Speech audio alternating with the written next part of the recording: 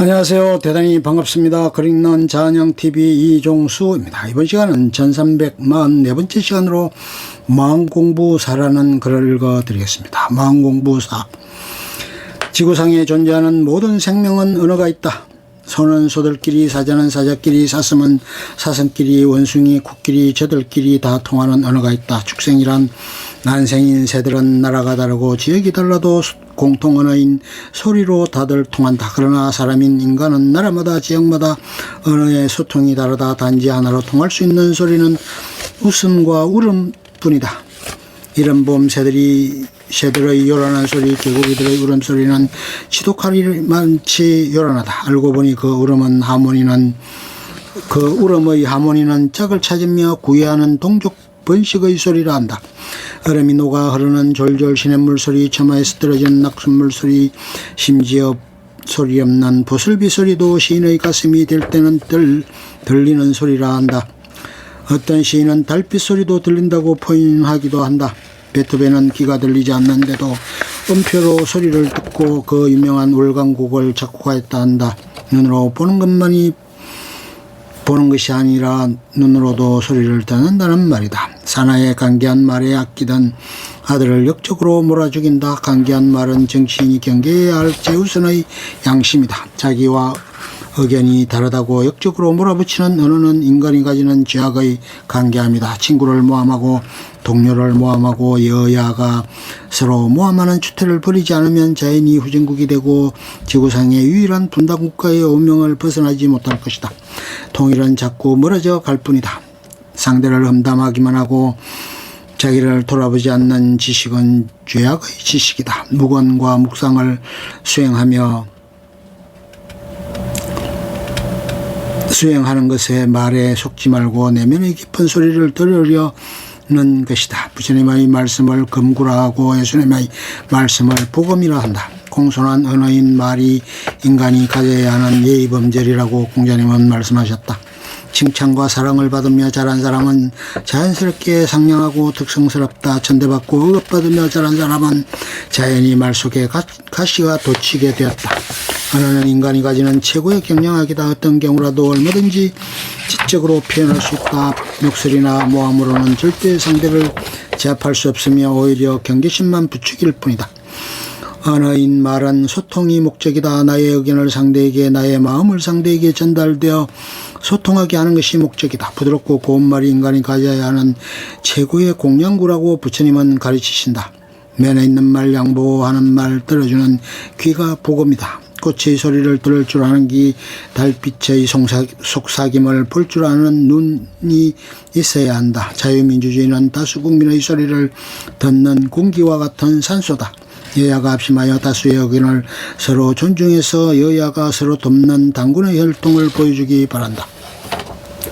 당선된 모든 국회의원이 상대를 칭찬하며 존중하며 살아가는 정치인이 되고 우리가 되길 정말 기원한다. 한마디 말이 자신의 인생을 바꾸어 놓을 수 있다. 한마디 말이 절망에 빠진 자신을 구제할 수 있습니다. 한마디 말로 얼음처럼 굳어진 마음을 녹여 풀 수가 있습니다. 한마디 말로 정오와 분노가 일어나기도 하고 눈노뜨듯이 사라지기도 합니다. 한마디의 말이 비수와 독사가 되어 남의 가슴을 찌를 수 있고 자신의 가슴에 독을 품게 합니다. 한마디 말로 천년묵은 한이 풀어져서 감동의 눈물이 펑펑 쏟아내게 하기도 합니다. 말은 사람의 마음을 움직이는 선악의 건성입니다. 언어는 모든 살아있는 생명의 진원입니다.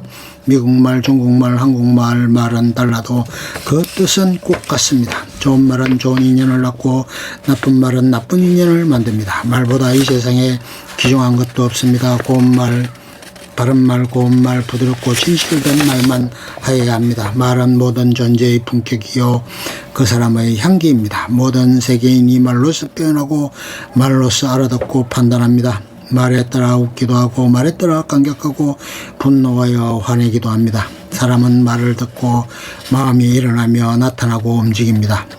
말이 사람의 마음을 움직이는 효소입니다. 고요한 호수에 돌을 던지는 것이 말입니다. 망어, 거짓말은 하지 말아야 합니다. 기어, 꾸며서 하는 말은 하지 말아야 합니다. 양설, 이간질하는 말은 하지 말아야 합니다. 오구, 악하고 포악한 말은 하지 말아야 합니다. 사람과 사람 사이에 사다리를 놓는 것이 말입니다. 자기를 표현하는 말도 중요하지만 남의 말을 들어주는 것이 우선입니다. 침묵은 금이라는 말도 있습니다. 법당에 모신 부처님 팔공산 가빠의 부처님 언진미륵 부처님은 천년을 말이 없습니다. 말 없는 부처님께 매일매일 천년을 수억만 명이 참배하고 소리 없는 말 한기를 듣고 갑니다. 날만이 말이 아니라 말 없는 것도 말이라는 것을 깊이 깨달아야 합니다. 언어는 부부간의 언어가 제일 중요합니다. 부부의 언어는 언어로 통해서 자녀들의 성격이 형성됩니다. 말 때문에 이혼하고 말 때문에 집 나가고 말 때문에 상처받고 말 때문에 자살합니다. 가정의 성향이란 가운을 걸어놓고 자기 성찰을 하여야 합니다. 복과 재물, 명예 모두가 말에서 얻어지고 인품과 덕성에서 복이 들어온다는 사실입니다. 부적을 집에 붙이는 것은 자신을 속이고 남을 속이고 자신을 은폐하려는 어리석음입니다. 집에 가운을 걸어두고 자기 훈련을 하는 것은 모두 선신성인이 바라는 바요. 남을 이롭게 하여 자기가 복을 받는 일이요. 자신의 궁지와 보람으로 행복한 가정을 만드는 살아있는 진언입니다.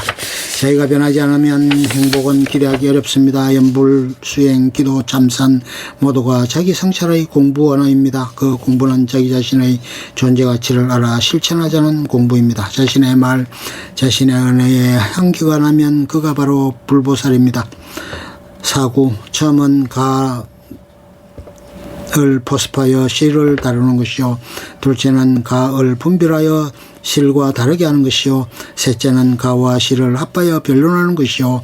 넷째는 가와 실을 쌍으로 없애는 것이다. 법을 사람의 법을 들음에 전부 거두는 것에 내구가 있다. 첫째, 부처님 마음에 중생은 없다. 오로지 부처님 마음이 나타낸 법이다. 둘째, 모든 것은 중생 마음 가운데 있으니 중생의 마음을 여의고 따로 부처님의 덕이 없기 때문이다. 셋째, 중생의 마음 안에 부처님 마음 주에 있는 중생 이와 같이 전부 거두어서 설법하는 것과 듣는 것이 걸림이 없다. 넷째, 부처와 중생 양쪽이 모두 쌍으로 없어져서 두 모습이 다하기 때문이다. 그러므로 네 가지가 하나의 거룩한 가르침에서 원흉무예하며 바야흐로 구경이 되어진다. 동교는 부처님은 진심밖에 달리 중생이 없으며 중생 마음밖에 다시 부처님이 없는 것. 부처님의 진실이 나타날 때 중생의 진실이 나타나는 것을 장애하지 않으므로 설하는 자와 듣는 자가 상으로 존재하여 두 가르침이 가지런히 정립하는 것이다.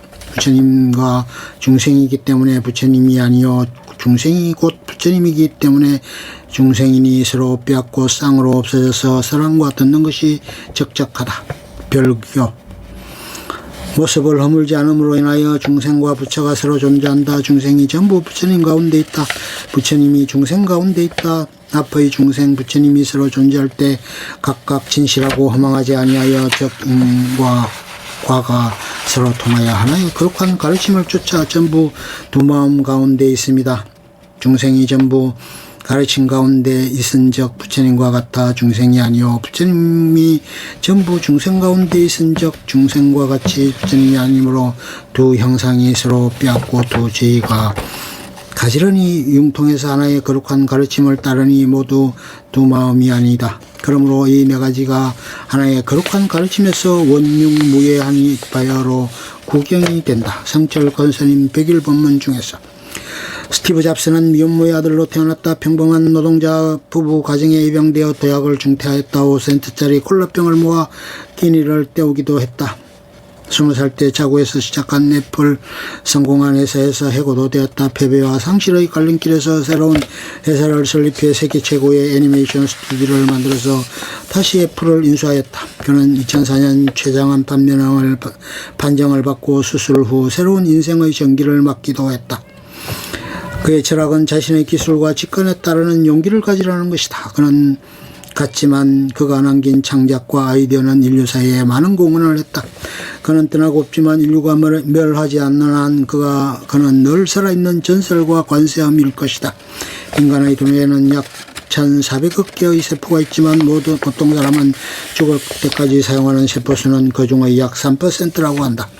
휴식으로서의 잠은 조금만 자도 심신을 가볍게 만들지만 나태로서의 잠은 아무리 자도 심신을 무겁게 만든다. 게으른 것은 제약이다. 남들이 다 하는 것을 못하면 바보가 되는 줄 알지만 남들이 다 하는 것을 따라하기 때문에 오히려 바보가 되는 것이다. 오늘은 분명 어제와 다르다. 나이 30이 넘었는데 외울 수 있는 시 한 편이 없다면 그런 황폐한 사막을 걸어가는 사람이다. 매민한 날개를 얻기 위해 7년을 땅속에서 군뱅이로 살았다는 것에 경탄하면서 자신은 7년 세월을 준비하지 않는다. 자신의 잘못을 모르면 징그러운 지렁이가 된다. 자신의 집착과 갈망에 갇혀 스스로의 감옥에 갇히지 말라. 가빠의 부처님은 수천 년 말없이 계시지만 하루에 수천 명이 매일매일 참배한다. 도의 선사에게 누가 물었다. 깨달음을 얻기 전 마음과 깨달음을 얻은 뒤 마음은 어떠합니까?